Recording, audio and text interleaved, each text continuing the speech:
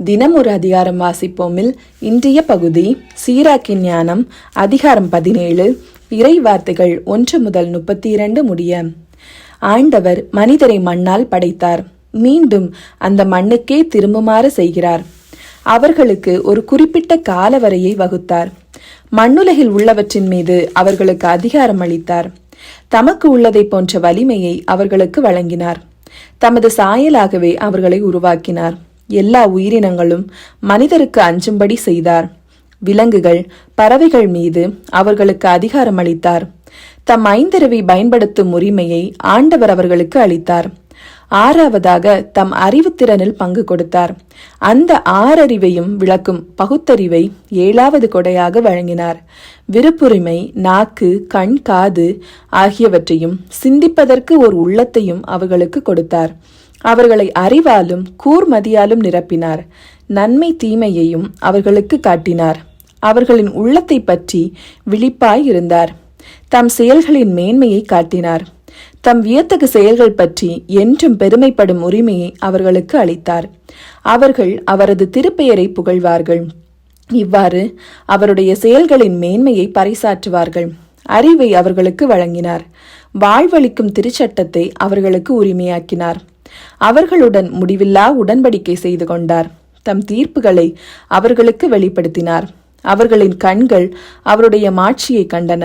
அவர்களின் செவிகள் அவரது மாட்சியின் குரலை கேட்டன.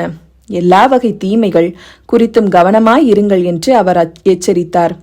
அடுத்திருப்பவர்களை பற்றிய கட்டளைகளை அவர்கள் ஒவ்வொருவருக்கும் கொடுத்தார். மனிதரின் வழிகளை ஆண்டவர் எப்போதும் அறிவார். அவரின் பார்வையிலிருந்து அவை மறைந்திருப்பதில்லை. இளமை தொட்டே அவர்களின் வழிகள் தீமையை நாடுகின்றன. தங்களின் கல்லான இதயத்தை உணர்ச்சியுள்ள இதயமாக மாற்ற அவர்களால் முடியாது. நாடுகள் ஒவ்வொன்றுக்கும் ஒரு தலைவரை ஏற்படுத்தினார். இஸ்ரேல் நாடோ ஆண்டவரின் பங்காகும். இஸ்ரேல் அவருடைய தலைப்பேறு. அதை நற்பயிற்சியில் வளர்க்கிறார். அதன் மீது தம் அன்பின் ஒளியை வீசுகிறார். அதை கவனியாது விட்டு விடுவதில்லை. மனிதரின் செயல்கள் அனைத்தும் கதிரவனின் ஒளி போல் அவர் திருமுன் தெளிவாய் திளங்குகின்றன. அவருடைய கண்கள் எப்போதும் அவர்களுடைய வழிகள் மீது இருக்கும். அவர்களுடைய அநீதியான செயல்கள் அவருக்கு மறைவாய் இருப்பதில்லை. அவர்களின் பாவங்கள் அனைத்தையும் ஆண்டவர் அறிவார். ஆண்டவர் நல்லவர். அவர் தம் படைப்புகளை அறிவார். அவற்றை அவர் விட்டுவிடவில்லை, கைவிடவும் இல்லை, மாறாக பாதுகாத்தார். மனிதர் செய்யும் தர்மங்கள் அவருக்கு கணையாளி போல் திகழ்கின்றன. அவர்கள் புரியும் அன்பு செயல்கள் அவருக்கு கண்மணி போல் விளங்குகின்றன. பின்னர் அவர் எழுந்து அவர்களுக்கு கைமாறு செய்வார். அவர்களுக்கு சேர வேண்டிய வெகுமதியை அவர்களின் தலைமேல் பொழிவார். இருப்பினும் மனம் வருந்துவோரை தம்பால் ஈர்த்து கொள்கிறார்.